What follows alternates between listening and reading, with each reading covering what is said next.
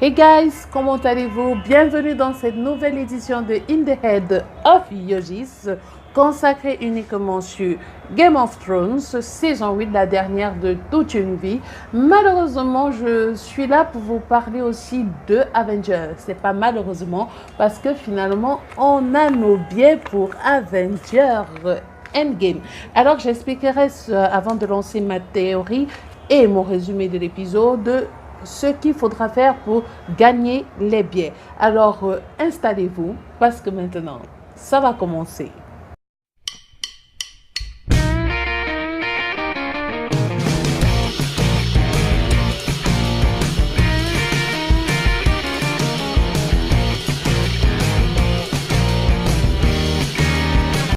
Nous y sommes, nous sommes sur la ligne droite, c'est la dernière semaine, encore quelques jours, quelques heures pour la France, les États-Unis, mais quelques jours pour nous ici à Yaoundé pour voir enfin Avengers Endgame, la fin de Thanos, je suppose. Et comme je vous ai montré tout à l'heure, il y a des billets à gagner. Et pour ça, qu'est-ce qu'il faut faire? Il faut jouer au jeu concours. Il faut aller sur la page Facebook In the Head of Yogis où vous allez trouver un questionnaire de 10 petites questions, pardon.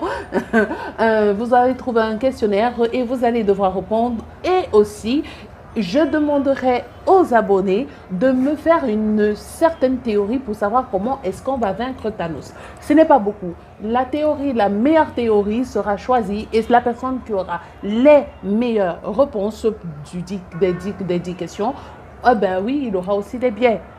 Voilà, je suis gentille. On ne va pas dire que je suis méchante. Alors, n'oubliez pas, même si vous vous abonnez sur cette chaîne YouTube, n'oubliez pas de vous abonner sur la chaîne Facebook In the Head of Yogis où vous allez retrouver toute la procédure, même dans la description de la vidéo. Je peux vous promettre que vous serez servi. Et oui, j'ai mon petit bord, mon prompteur là. Oui, alors voilà, comme je vous ai expliqué, c'est consacré à Game of Thrones. Je vous fais un petit résumé qui est un long résumé et je vous fais ma part de petite théorie de ce qui peut arriver à l'épisode 3.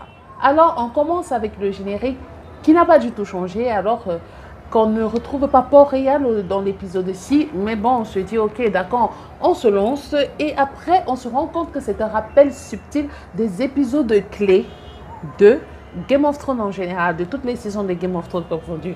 Alors, le titre qui est Le Chevalier des Sept Royaumes renvoie à Brienne et on va vous dire pourquoi. C'est aussi un petit rapport avec Duncan le Grand. Duncan, je crois qu'il était Targaryen, si je me souviens bien de l'histoire des livres. Bon, mais bon, ça renvoie beaucoup plus à Brienne, ça devait être un allié de Brienne, je ne sais pas trop. Alors, on constate après, il y a une scène où on voit Daenerys qui est quand même furieuse de voir Jaime Lannister débarquer sans armée. Oui, il débarque sans armée et leur explique que Cersei n'a aucunement envie de faire une guerre de quoi que ce soit. Elle a la compagnie dorée, elle a une partie des Ferniers. Donc, il faudrait qu'elle sache qu'il n'y a pas d'armée pour les soutenir contre les marcheurs blancs. Et on voit aussi la désolation de Tyrion qui se rend compte que oui, sa soeur a encore berné et Daenerys n'apprécie pas ces petites erreurs de guerre, quoi. Ces petites erreurs tactiques, politiques et tout ça.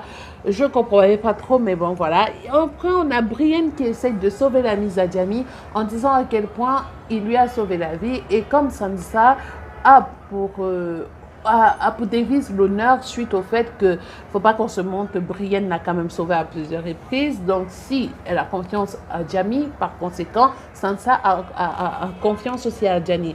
On se rend compte qu'à la fin de cette petite rencontre, de cette petite mise en scène, il y a Jon Snow qui s'éloigne un peu de sa reine. Et elle ne comprend pas, je pense qu'après, après, il y a les erreurs de Tyrion que Daenerys a relevé et franchement elle n'est pas du tout contente et Tyrion pense que bientôt il ne sera plus la main de la reine et c'est ainsi que Sir Jorah intervient auprès de Daenerys pour lui expliquer que ben voilà, c'est pas de la faute de Tyrion, ça arrive de faire des erreurs, mais s'il y a un homme qui est très intelligent, eh ben c'est Tyrion. Et j'aimerais faire un petit coucou là-dessus parce que celui qui joue le rôle de Ser Jorah jouera le rôle de Batman dans la saison 2 de Titans. Et il lui donne encore un autre conseil. Ce qui entraîne l'autre scène, c'est de voir Daenerys qui va voir Sansa lui parler de l'amour qu'elle ressent pour Jon, ce pourquoi elle est à Winterfell avec Jon et ses armées. Ça, elle demande aussi ce qu'elle pense de Tyrion. Sansa qui répond que Tyrion est aussi un homme très intelligent et qu'elle ne compte pas céder le Nord quand même. Elle ne compte pas céder le Nord. Donc même si elle a même s'ils s'en sortent de cette guerre et qu'elle a une petite relation avec Jon Snow, il faudrait bien qu'elle explique comment est-ce qu'elle va céder le Nord parce qu'elle reste, elle est ferme là-dessus, elle compte rester la dame de Winterfell.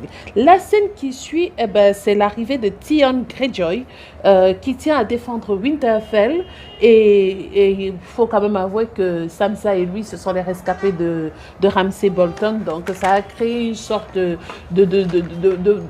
complicité très très forte entre les deux. Donc elle a été très heureuse de retrouver Theon.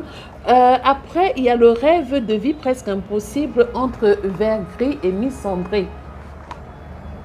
Je ne préfère pas faire état là-dessus parce que je me demande ce que un immaculé peut faire avec Missandei qui rêve d'avoir une vie très très très très simple, très très cool. Et voilà, bon, je me dis que après, il y a la réunion des soldats et des non-soldats, c'est-à-dire qu'on retrouve Bran, Jon Snow et Davos, je crois, si je ne me trompe pas, qui sont en train d'avoir une discussion pratiquement drôle et que j'ai particulièrement aimé.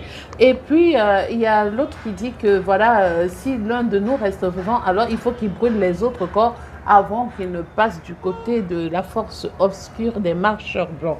Après, on retrouve une réunion entre Tormund, Davos, bien sûr, Podrick, Jaime, Brienne et Tyrion. Et ça, après, on entre dans cette phase qui est la scène la plus magnifique de cet épisode.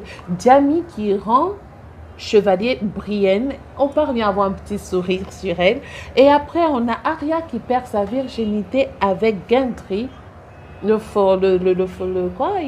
ferronnier ou bien le forgeron, oui, qui aussi fait découvrir à Arya qu'il est l'enfant bâtard de Robert Baratheon.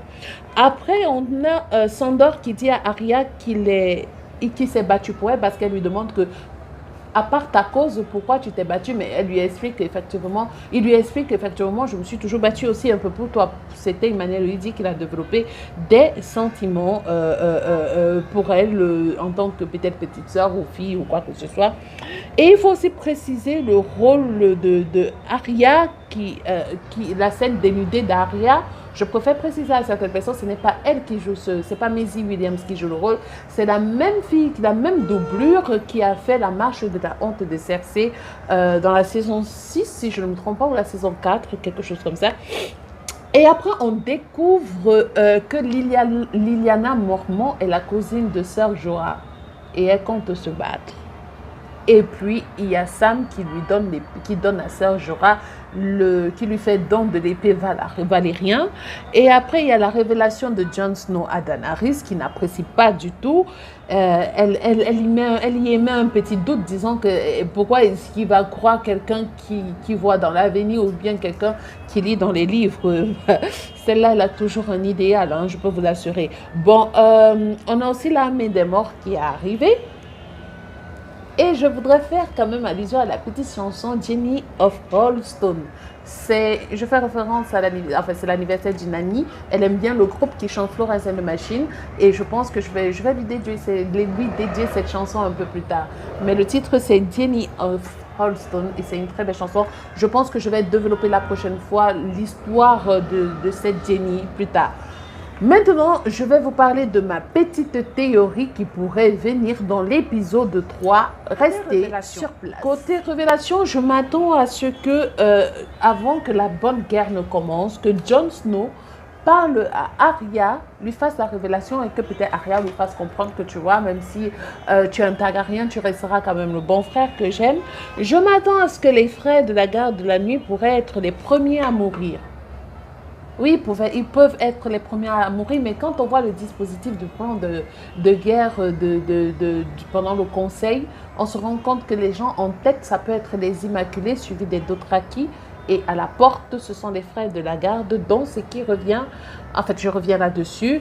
Et bien sûr, je me dis que les défenses de Winterfell, j'espère qu'elles ont été améliorées et que beaucoup je pense que la population risquera d'aller se réfugier au niveau de Wintertown. Bon, je sais pas, mais je crois. Désolée pour les bruits en fond. Ben, aussi, on a aperçu des projectiles qui pouvaient envoyer des trucs inflammables avec du feu Greyjoy. Je crois que c'est ça, je sais plus. Il y a tellement de noms que j'essaye de retenir là-dedans. Bon, aussi, je m'attends à un conflit entre Viserion et Drogo. Je peux me tromper. Je m'attends à ce que, vu qu'on ne sait pas si le roi de la nuit est déjà arrivé, je m'attends à ce que quand même Viserion, le dragon, soit là tout seul.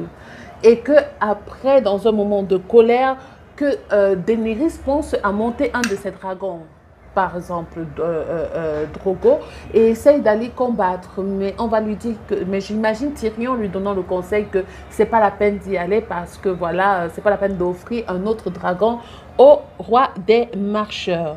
Mais vu que les frères de la garde ont dit que le roi des marcheurs a pris la route du sud, je ne sais franchement pas quoi penser. Est-ce que le roi des marcheurs blancs est là alors que dans la bande-annonce de l'épisode 3, on signale qu'il est là?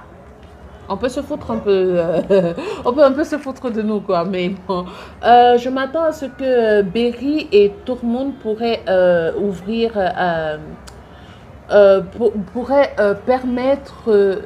être les premiers à mourir, ce qui ferait que Jon Snow va trouver comme solution de monter un dragon et d'éloigner le roi des marcheurs blancs de la zone de combat. Parce que s'il est éloigné avec le dragon blanc, ça pourrait faire en sorte qu'ils aient plus de chances de gagner. Alors Tyrion restera dans la crypte à protéger les gens. J'espère que, pour ma part aussi, Jorah, Tormund, Godric, Ed, Vegri se battent à l'extérieur. Peut-être les archers aussi vont pouvoir protéger, vont attaquer à distance. Je m'attends aussi à ce que, si les marcheurs blancs réussissent quand même à détruire la première barrière et qu'ils puissent escalader le mur, qu'ils puissent trouver Jon Snow, Brienne, Arya et Sanders qui vont se battre de toute leur force. Et peut-être, je suppose que dans un moment, Arya va avoir un petit remords et va sauver la vie de Gendry, on ne sait jamais. Elle est bonne guerrière, il faut se l'avouer. Et dans le bosquet, on y trouvera Bran et Sam, protégés par Ghost et peut-être un des dragons. Et peut-être là, on pourra découvrir un pouvoir de Bran qui pourra savoir comment est-ce qu'il peut défendre Winterfell. Et quand le roi du Nord va s'en rendre compte, il va essayer de détruire. C'est à ce moment peut-être que Jon va s'éloigner de Winterfell pour pouvoir, avec Drogo, pour pouvoir lutter contre Viserion. Je ne sais pas. À moins que le roi du Nord soit en train d'aller à Port-Réal, ne sachant pas qu'il y a quelque chose qui l'y attend. Il devra avoir une route secrète dans la crypte qui va permettre à la population de s'enfuir vers Wintertown. Et je m'attends aussi à ce que, je vois très bien Khaleesi aller chercher Jon Snow. Bien sûr, quand elle va se rendre compte que Jon Snow a pris un dragon et qu'il est parti peut-être lutter, je m'attends à ce que Khaleesi puisse aller défendre, chercher Jon Snow, qui pour ma part peut être kidnappé par des mercenaires, je ne sais pas, puisqu'il va s'éloigner de Winterfell. Et oui, le premier mort pour ma part, je pense que ce sera Vergris l'Immaculé. Je pense que quand il va passer de l'autre côté de la force obscure des marcheurs blancs, Missandei va vouloir s'approcher de lui pour pouvoir retrouver une certaine humanité et il va pouvoir tuer sa bien-aimée. En fait, c'est ce que je vois dans l'épisode 3. Ce n'est pas vrai, ce sont des petits trucs que je recueille un peu de gauche à droite. Mais si vous ne voulez pas m'énerver, si vous ne voulez pas que je vous envoie le dragon avec les flammes blanches pour pouvoir vous transformer en marcheur blanc, mettez le pouce, mettez mon like, commentez, lâchez vraiment ce commentaire, partagez, abonnez-vous et cliquez sur la petite cloche là qui est quelque part. Et n'oubliez pas, on se retrouve vendredi pour l'avant-première de Endgame. Sur ce, je vous dis sayonara.